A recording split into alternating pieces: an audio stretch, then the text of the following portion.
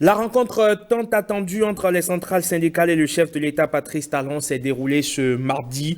La question de la revalorisation salariale des fonctionnaires a été au cœur des discussions bien fructueuses pour certains et des avancées bien notables pour d'autres. Peut-on conclure? Nous avons en plateau un des responsables syndicaux présents à cette séance, Naini Kassamampo, est notre invité. Il est le secrétaire général de la CSTB, la Confédération syndicale des travailleurs du Bénin. Bonjour, Égé.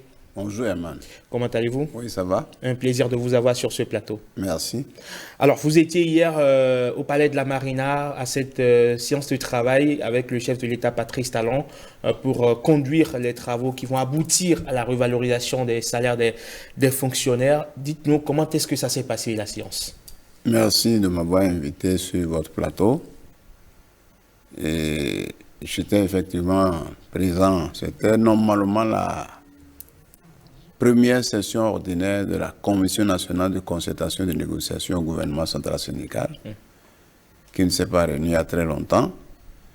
Et l'ordre du jour portait uniquement sur la question de revalorisation des salaires et du SMIC. Or, on avait plein de revendications qui étaient sur la table du gouvernement. Et on pouvait, généralement la session dure 3 jours, on pouvait aborder ce premier point. Nous avons suggéré qu'on aborde le premier point hier, quitte à ce qu'on poursuive avec la discussion d'autres points, parce qu'il y a plein de problèmes relatifs aux questions de rappel au niveau des travailleurs, question du sort des aspirants, ainsi de suite. C'est vrai que ça a été évoqué un peu, mais nous n'avons pas eu le temps de discuter. Il y a beaucoup d'autres problèmes qui devraient être discutés, mais on s'est essentiellement contenté de parler de la question de revalorisation, où je dirais fondamentalement que au finish, c'est seulement le SMIC qu'on a pu augmenter de 30%. Et là encore, on ne peut pas savoir jusqu'à quand ça va commencer, puisque nous avons voulu, puisqu'on a discuté beaucoup, nous avons montré que le SMIC est très très bas vu le revenu des travailleurs et le coût de vie au Bénin depuis des années. Le dernier SMIC, c'est depuis 2014. Et 2014 à maintenant, beaucoup de choses ont changé de prix. Et il fallait qu'on tienne compte du coût de vie. 40 000 francs, c'est négligeable. Malheureusement, le gouvernement lui-même, visiblement, ne le sentait pas disposé, même à changer sensiblement donc le SMIC. C'est difficilement. Parce qu'en fait, à la CSTB, nous, on proposait 60%, c'est-à-dire 24 000 francs, tout au moins. Parce qu'avec 40 000 francs aujourd'hui, qui ne sait pas ce qu'on peut acheter, on peut payer le loyer, s'entretenir, régler tous les problèmes avec 24 000. Mais bref, nous avons fini par obtenir que l'augmentation soit portée à 52 000, de 40 000 à 52 000, mais sans savoir exactement à partir de quand ça commence. Sinon, moi, il y a quand même une date qui annonce, il se dit, sur novembre 2022. Oui, novembre 2022, ça c'est pour parler de la revalorisation du salaire des agents de l'État. Parce qu'il y a deux problèmes. Il y a la revalorisation des salaires et des agents du secteur privé et semi-public. Bon, semi-public parce qu'il y a certains qui émargent au truc de la CNSS et ainsi de suite. Mais il y a la revalorisation des agents, des salaires des agents de l'État. Pour ce qui est de la revalorisation des salaires du privé, c'est-à-dire le SMIC à revaloriser, il y avait l'autre aspect qui concerne ce qu'on appelle la hiérarchisation des salaires. C'est-à-dire que lorsqu'on porte, par exemple, le salaire minimum de 40 000 à 52 000. Attention. Et celui qui était à chose là, celui qui était à 52 000, lui sera à combien? Celui qui était à 40 80 000, à 100 000, lui sera à combien? C'est ça qu'on appelle la hiérarchisation des salaires, qui n'a pas été faite depuis la dernière augmentation du SMIC en 2014. Nous avons toujours revendiqué ça. Mais contre toute attente, le gouvernement hier nous dit qu'il n'est pas nécessaire de maintenir le principe de hiérarchisation des salaires au Bénin. Qu'il faut se contenter tout au plus d'augmenter le SMIC, encore que là, ça n'a pas été facile parce que le gouvernement lui-même n'est pas favorable à l'augmentation du SMIC, parce qu'il estime que donc les employeurs sont asséchés, ils n'ont pas assez de moyens. Mais oui, mais on lui a dit que c'est vrai, les employeurs ont des problèmes, et les travailleurs? Les travailleurs vont-ils rester au même SMIC à 40 000 qui ne représentent plus rien aujourd'hui? Et deuxièmement, la question de la hiérarchisation est importante parce que le chef de l'État dit qu'il faut laisser chaque chef d'entreprise privée décider en tenant compte de ses moyens, de la nécessité ou non d'ajuster les salaires s'il y a un changement de SMIC. Or, est-ce que ce n'est pas normal? Ce n'est pas normal justement parce que les chefs d'entreprise privées, pour l'essentiel, pour la plupart, les gens sont à la recherche du profit. Ils ne sont pas là généralement pour écouter les travailleurs. C'est pour ça que je leur ai dit que d'abord le gouvernement, l'actuel gouvernement, a précarisé l'emploi en faisant voter une loi pratiquement contre la grève, quand on dit 2 jours de grève par mois et 10 jours par an. Et quand on fait voter une loi sur l'embauche et le débauchage qui permet au patron d'une entreprise d'embaucher et de débaucher quand il veut, c'est suffisamment grave. Et on veut porter l'estocade en disant maintenant que même s'il y a changement de SMIC, il revient à chaque patron de décider d'ajuster les prix ou non. Ça veut dire que on veut achever la précarisation de l'emploi dans le secteur public. Est-ce qu'ailleurs, ça ne voudra quand même pas dire qu'on veut essayer de monter les gains petits pour essayer d'ajuster la balance sociale? Non, ici même, d'abord, le gouvernement même difficilement a accepté l'augmentation du SMIC. Donc, difficilement ou non? Est-ce que l'essentiel n'était-il pas d'augmenter? Difficilement, puisque nous l'avons réclamé il y a longtemps, on a insisté, tout ça, parce que la philosophie du gouvernement et notamment du chef de l'État, c'est qu'il faut permettre aux entreprises privées, aux opérateurs privés, donc d'engager le maximum de gens avec de bas salaires, avec même si c'est 30 000 et autres là, pourvu que donc des gens trouvent du travail.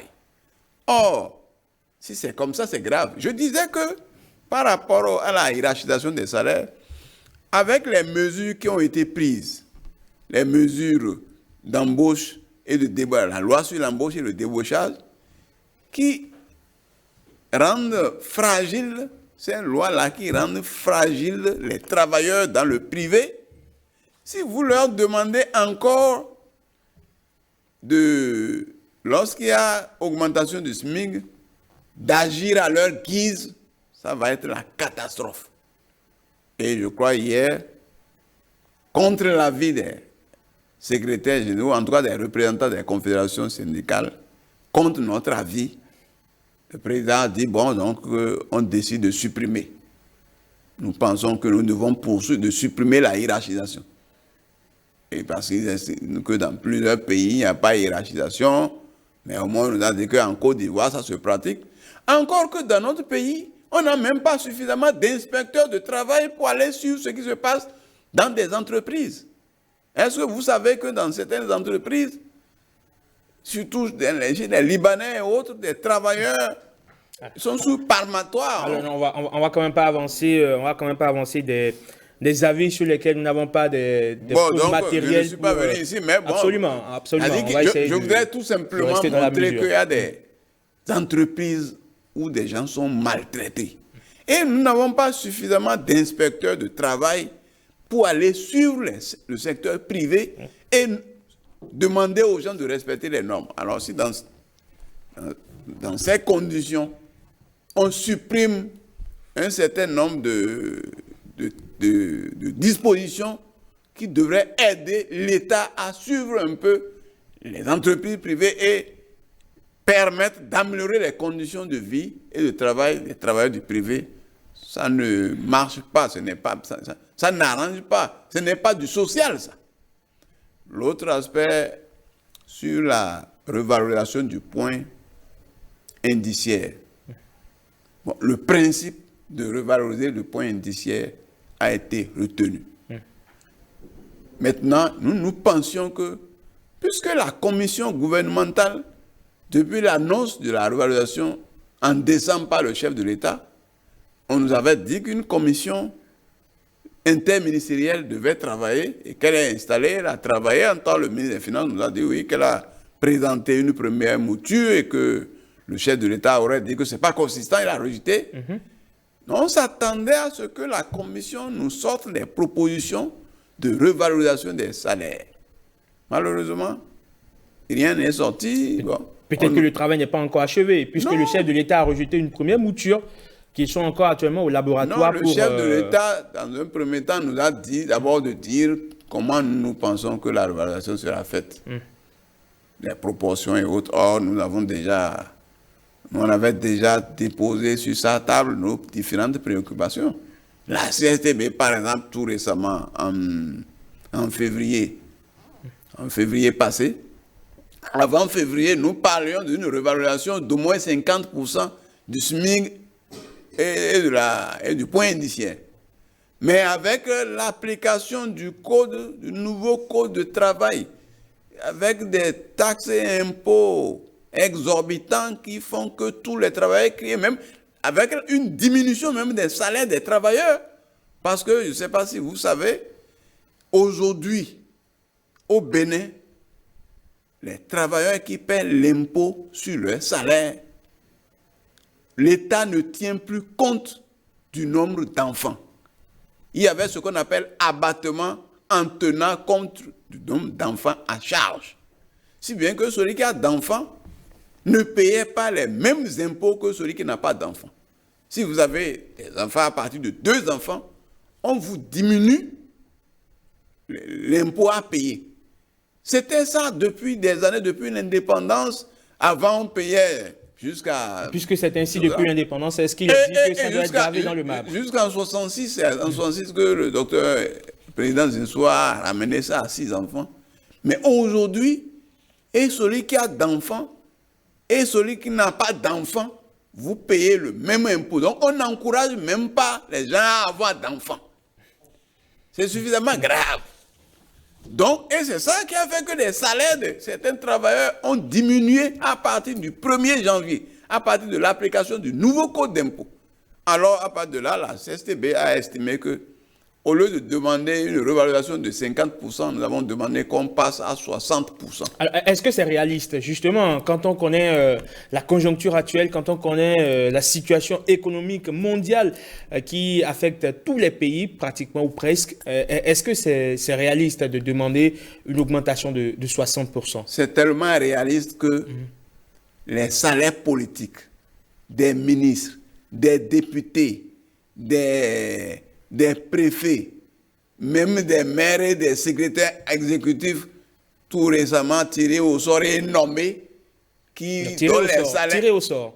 Hein? Tirés au sort. Tirés au sort, oui. Après tirés concours, au sort. après concours. Oui, mais finalement tirés au sort. Bien sûr. Et c'est la nomination, ils ne sont pas à chose là. Ils sont tirés au sort, M. Mampo.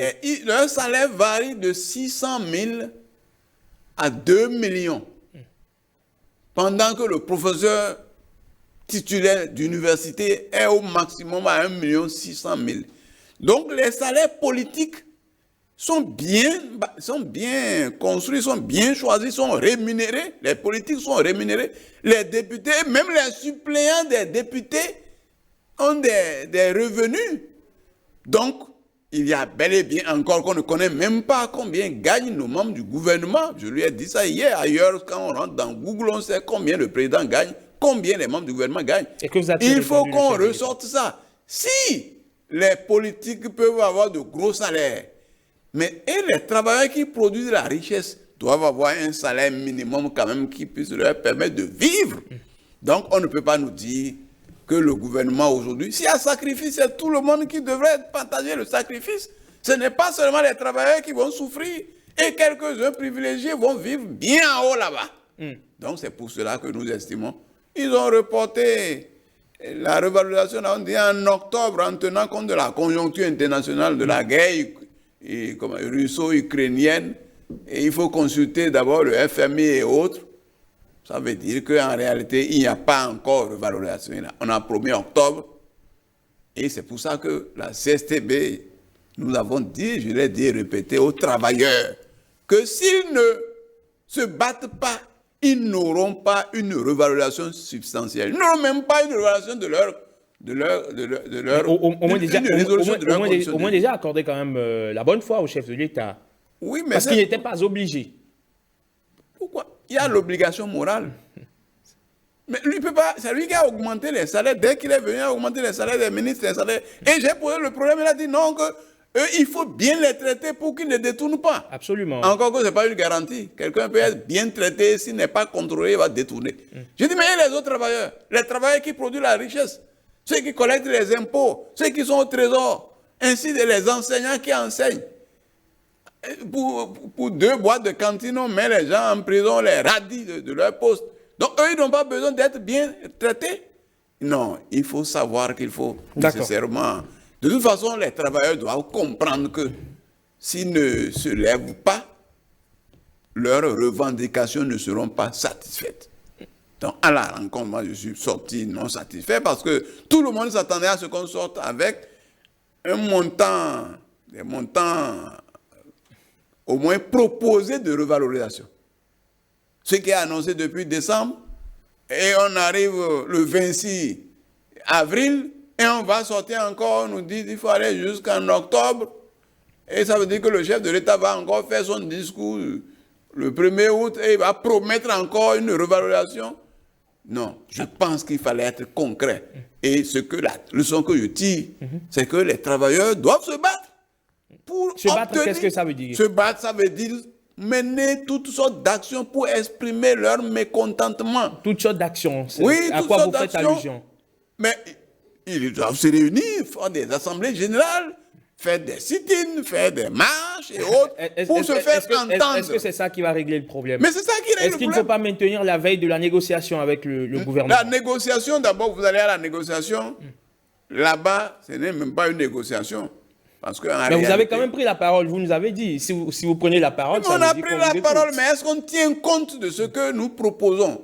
On ne tient pas compte. La négociation, c'est à sens unique. C'est le gouvernement, c'est le chef de l'État. Mais vous avez quand même obtenu 30% de revalorisation du SMIC. Si c'était à sens unique, on n'en serait pas là. 12 000, vous pensez que... Non, ne dites pas le montant, mais c'est... Non, 12 000 le pourcentage, on a augmenté de 30%. 30%, c'est beaucoup. Et ça signifie quoi? 52 000 aujourd'hui. Quand on vous met dans votre poche là 52 000, ça va régler quel problème? Votre loyer, c'est combien? Proportionnellement au pouvoir d'achat du Béninois. Non, le pouvoir d'achat du Béninois est très faible. Et le marché, tu ne peux même pas acheter du pain avec ça. Donc ça veut dire qu'il faut véritablement que les gouvernants pensent. Les gouvernants ne pensent pas à nous. Et ils vivent très bien. Je leur ai dit que les rapports qu'il y a. Vous allez dans un pays comme la France, il y a un peu un moment, normalement le SMIC, les salaires les plus élevés ne devaient pas dépasser 17 fois le SMIC. Mais quand je calcule déjà même les salaires des SE... Vous ne pouvez quand même pas comparer un pays comme le Bénin à la France où le système social est véritablement un facteur très important pour l'équilibre. Je dis que là-bas, les meilleurs salaires, normalement, c'était autour de 17 fois le SMIC. Mais aujourd'hui, ici, quand j'ai calculé... Prenez le salaire de 2 millions. 2 millions, un SE qui gagne 2 millions, ça fait 50 fois le salaire 50 fois le SMIC. Pendant que les aspirants sont à 60 000. Pendant que le professeur d'université a à peine à 1,5 million. Les aspirants ne sont pas à 50 000, M. Mampo. À 60 000, il a dit à 60 000. Les instituteurs aspirants, 60 000. Le professeur certifié à 125 000. Le SE, lui, 2 millions, 600 000, ainsi de suite. Donc les politiques sont privilégiés. Oh, il n'y a pas que les politiques. Donc les gens entretiennent leur cercle politique, eux, ils vivent bien pour les maintenir au pouvoir. Non, les travailleurs doivent dire non à ça. D'accord. Je crois que votre message, il est entendu. Et on va espérer que les négociations se poursuivent et qu'on n'ait pas besoin de faire du sit-in ou des marches. C'est qu'il n'y a pas de négociation.